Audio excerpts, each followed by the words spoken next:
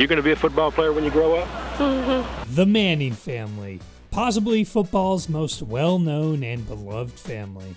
Before we discuss who the next great Manning is and why he's being called the best Manning ever, it's important to go back first and look at the Manning's football history. Archie Manning started it all at Ole Miss. He became well known as a Heisman candidate and the second overall pick in the 1971 draft. He basically turned into a local hero for Mississippi fans. And I'm not talking just awards, Hall of Fame, and trophies. They made the speed limit on campus 18 miles an hour just to honor his jersey number.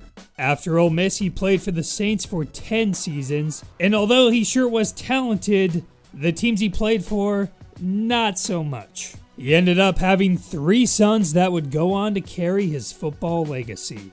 The second son, Peyton, was one of the most popular high school recruits ever. He didn't follow his dad to Ole Miss and instead went to Tennessee. There was a pretty big expectation that he would go on to play for the Rebels, and his parents actually received angry phone calls and letters when he didn't. Archie was called a traitor, and even a gas station told the Mannings not to come back. Archie was apparently just devastated by the decision. And the reason I'm bringing this up is so we can discuss later where this next Manning will go to school. Still, as you know, it worked out for Peyton. Tennessee was frequently a title contender and Peyton was often a Heisman candidate. After that, he became regarded as one of the top prospects of all time. Maybe only John Elway and Andrew Luck were more hyped up than Peyton. With the first pick in the draft, the Indianapolis Colts select quarterback, University of Tennessee, Peyton Manning. After the Colts picked him number 1 overall, he became a 2-time Super Bowl champ, 5-time NFL MVP, and put together some of the most downright impressive football seasons that we've ever seen. So, as you can imagine, with Peyton basically being touted as one of the best players in the world from the get-go, there was also a great expectation on Eli Manning. 18-0, one more to go, Super Bowl, whoa, whoa. But Eli, it seems, has never let any expectation or pressure bother him. He followed his father's footsteps to Ole Miss, and he set school records for passing yards and touchdowns. The Chargers had the number 1 pick in 2004 and used it on him. When I talk to you after the pick, will you be wearing a Chargers hat? I don't know. We'll see what happens. But reports said that Archie didn't want Eli's career to end up like his. So they forced a trade to the Giants. Eli would go on to win 2 Super Bowls, but really what I'm trying to show here is how this family legacy can and will affect the entire football landscape. You'd kill me with that crunching. How you lunch? Just have to eat the bag. And let's not forget about Cooper Manning. I saved him last for a reason. And fun fact, the pronunciation isn't exactly Cooper, but I've also read this thing like 4 times and I'm still not exactly sure to say it. Plus, on his own TV segment, they introduce him as Cooper, so we're just gonna go with Cooper. How many people you think have peed in this pool? 936 people, usually about 20, Make 30 that people. 937. Before Peyton or Eli, Cooper was the highly rated prospect that was the son of Archie Manning. He committed to Ole Miss as a talented quarterback turned wide receiver. In fact, Archie said Cooper was always the best athlete of the 3 boys.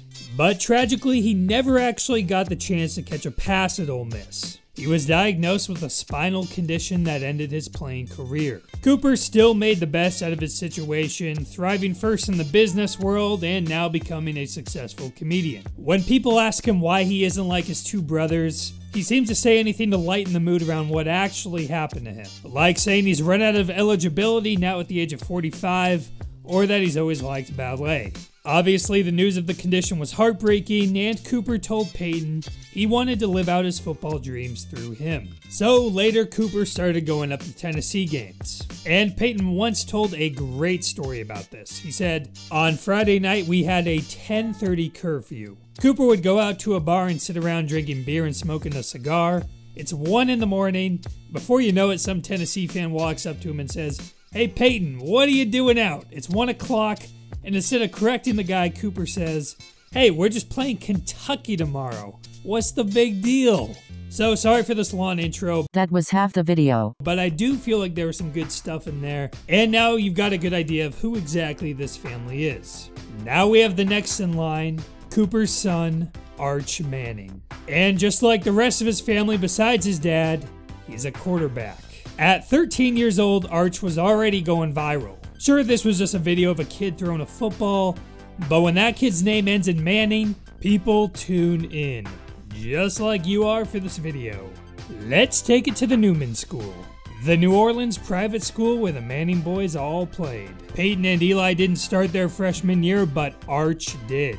After throwing for 3 touchdowns in a spring game, he won the starting job. His coach said, he's got 2 good uncles that have worked on some footwork and some throwing with him a little bit.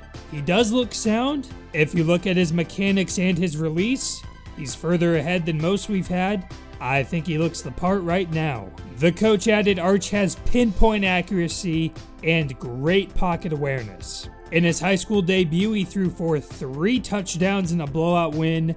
Then his coach said, he doesn't look like a freshman. That maturity and how you handle those tight moments are where the greatness can come. At 6'1" currently, Arch is certainly starting to develop the size of your classic NFL quarterback. And this year he played like his NFL uncles too. He threw for over 2,400 yards and 34 touchdowns and led his team to a 9-2 record.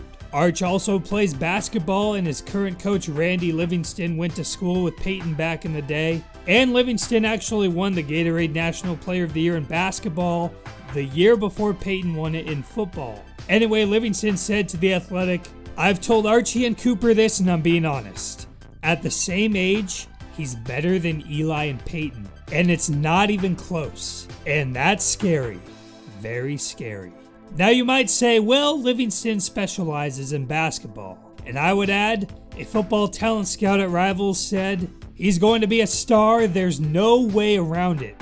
He's doing things as a freshman that he shouldn't be doing. Arch won Max Prep's National Freshman of the Year, an award recently won by guys like Joey Bosa and Trevor Lawrence. So with such a spotlight on him, you can guess every big name program in the country will want to get a head start on possibly recruiting this kid.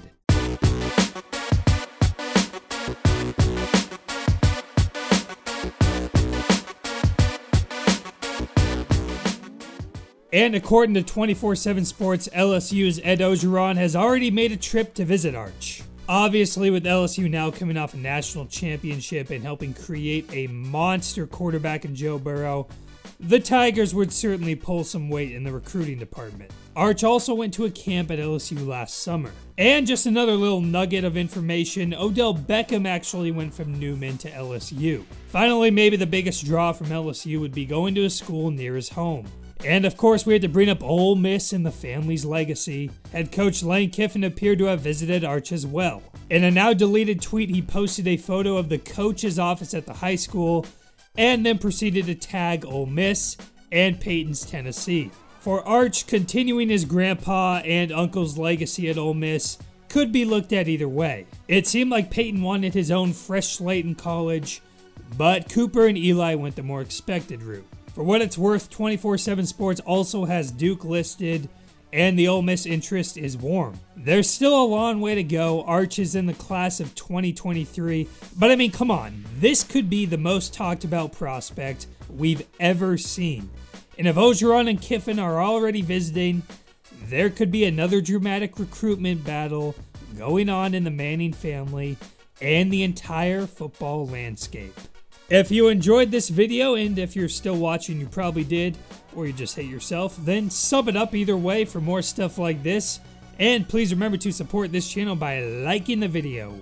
How many pictures do you send them? You don't have to send them every single picture you've ever taken. Everybody has one picture and you have 4.